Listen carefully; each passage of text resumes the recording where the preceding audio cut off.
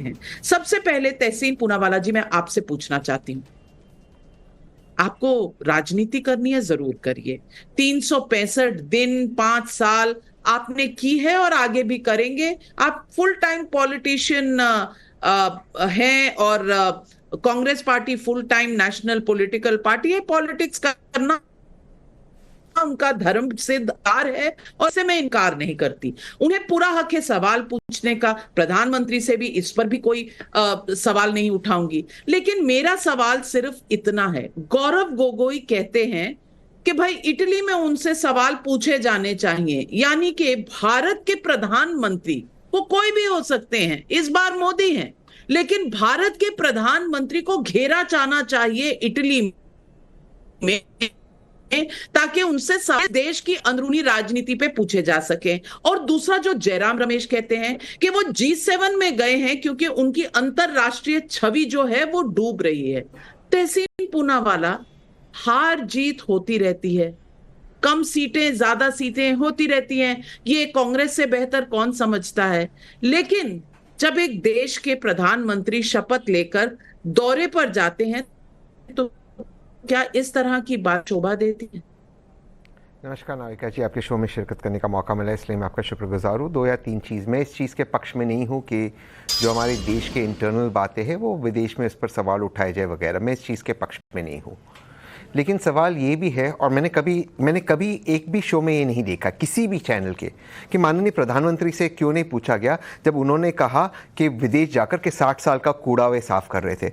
उनसे क्यों नहीं पूछा जाता है कि जब उन्होंने ये स्टेटमेंट दिया जिस पर मुझ पर आपत्ति है कि उनके प्रधानमंत्री बनने से पहले लोग को गर्व नहीं था भारतीय होने का, उनसे ये सवाल क्यों नहीं पूछा जाता है? जब विदेश जाते वे पॉलिटिकल स्टेटमेंट्स देते, जब विदेश जाते वो ऑपोजिशन का मजाक उड़ाते, अमेरिका में उड़ाए, यूके में उड़ाए, कनाडा में उड़ाए, उनसे ये सवाल क्यों नहीं पूछा जाता है?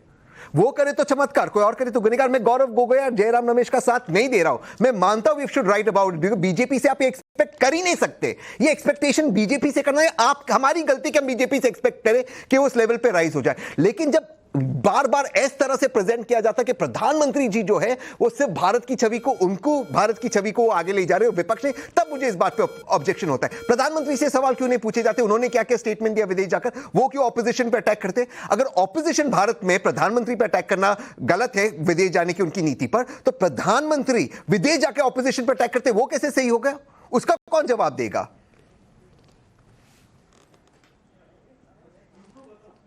अभी तो अब उन्होंने कुछ कहा नहीं ऑपोजिशन के बारे में। अभी नहीं कहा, आपने पहले ही स्ट्राइक कर दिया। पहले तो कहा है ना, मैंने स्टेटमेंट दिया, बताया स्टेटमेंट गलत है।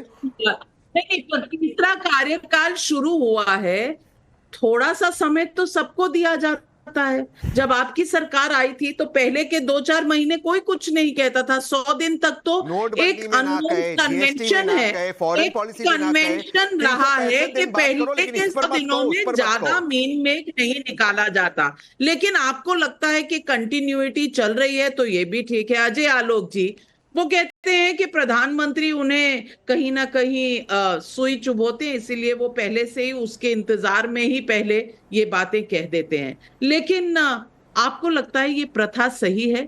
इटली में सवाल पूछने चाहिए प्रधानमंत्री से, गौरव गोगोई का कहना है।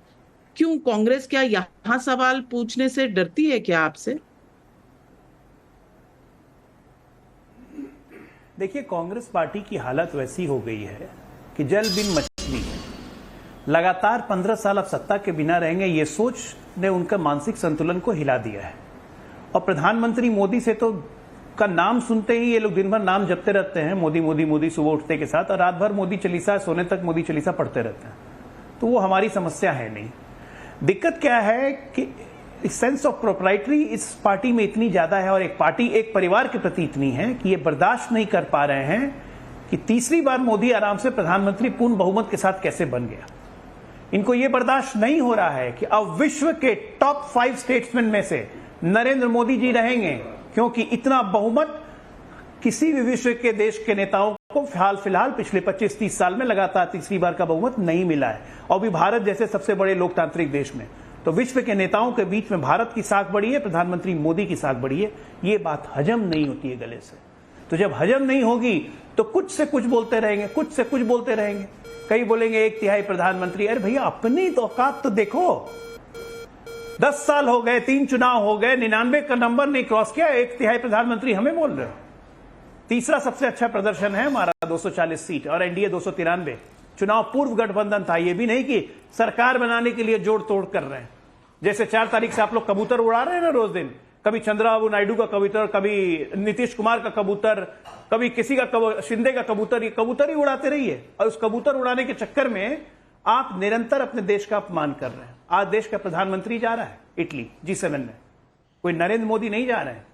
तो इस तरह से बोलना यह आपकी मानसिक दशा को दर्शाता है कि आप बेसिकली मानसिक रूप से अपंग हो गए। और मैंने चुनाव के पहले ही आपको नविका जी कहा था कि 4 तारीख के बाद से इस देश में मानसिक रोगों की स्थिति बढ़ने वाली है, अवसाद बढ़ने वाला है, हमें बेड्स का अरेंजमेंट करना पड़ेगा। तो ये सब तमाम बातें उसी दिशा में इंगित कर रही हैं, लेकिन उससे कोई फर्क नहीं पड़ता है ना। कसाई के चाहने से गाय नहीं मरती है। नरेंद्र मोदी अपना काम करते रहेंगे, देश आगे बढ़ते रहेगा, आप किलसते रहिए, किलसते रहिए, किलसते रहिए। अब्बास हैदर, मैं आपसे पूछना चाहती हूँ, इस देश में कोई भी अगर बाहर जाता है प्रधानमंत्री के रूप में, तो वो देश का प्रधानमंत्री होता है या एक पार्टी का प्रधानमंत्री होता है? एक समय था जब मैंने पहले बताया आपको कि नरसिम्हा राव ने वाजपेयी जी को भेजा था यूएन और कहा था कि देश में चाहे वो पक्ष या प्रतिपक्ष जो भी हो, उनका फॉरेन पॉलिसी पर एक साझा पोजीशन रहता है, क्योंकि दुनिया के लिए हम सब एक हैं, हमारे बीच में कोई भी दीवार नहीं है। हम आपस में जितना झगड़ा करें, हम एक परिवार से आते हैं, हम आपस में झगड़ सकते हैं, सवाल पूछ सकते हैं, हम एक दूसरे की त्रुटियां बता सकते हैं, कमियां बता सकते हैं, लेकिन जब हम बाहर के लोगों से मिलते हैं तो हमारा एक ही सुर, एक ही ताल होता है, हम सब साथ होते हैं। ये एक पुराने संस्कार हैं। क्या अब राजनीति में इन संस्कारों के बारे में बात करना क्या अटपटा सा लग रहा है, और क्या ये सारे पुराने संस्कार आज के राजनीतिक दलों ने छोड़ दिए हैं? नविका जी, निश्चित रूप से देखिए, ये जो राजनीतिक सुचिताएं थी ये कहाँ चली गई, और इसको ये जो स्तर गिर रहा है हमारे देश की राजनीति का, उसका कौन जिम्मेदार है? ये बड़ा महत्वपूर्ण सवाल है। और आपने जो जिक्र किया, जब नरसिम्हा राव जी की सरकार में अटल जी रिप्रेजेंट करने गए थे हमारे देश को, क्या भारतीय जनता पार्टी के 10 वर्ष की सरकार में एक भी ऐसा गुडविल डेलीगेशन किसी देश में गया हो जिसमें किसी विपक्ष के नेता को रिप्रेजेंट करने के लिए भेजा गया हो? क्योंकि मुझे लगता है बहुत बड़ा भारतीय जनता पार्टी में, विशेषकर प्रधानमंत्री नरेंद्र मोदी जी में ट्रस्ट डेफिसिट है। निश्चित रूप से हमारा इनकी चाहे विदेश नीति हो, चाहे तमाम तरह की आर्थिक नीतियां हो, उनसे हमारे इनके विरोध हैं। लेकिन जब हम अंतरराष्ट्रीय मंच पे जाएंगे तो हम अपनी सरकार के साथ खड़े होते हैं, हम अपनी सरकार की बात करते हैं, भले ही हम विपक्ष में बैठे हो। लेकिन नाविका जी, हमें दुख होता है एक नागरिक के नाते इस देश के, कि जब हमारे प्रधानमंत्री जी हमारे देश के नागरिकों का सर से शर्म नीचा करते हैं, जब वो ऐसे शब्दों का उपयोग करते हैं मंचों से, मुजरा, 50 करोड़ की गर्लफ्रेंड, जर्सी गाय, क्या इससे हमारे देश का स्तर नहीं गिरता? इससे हमारा अपमान नहीं होता? हमारे देश का अपमान नहीं होता?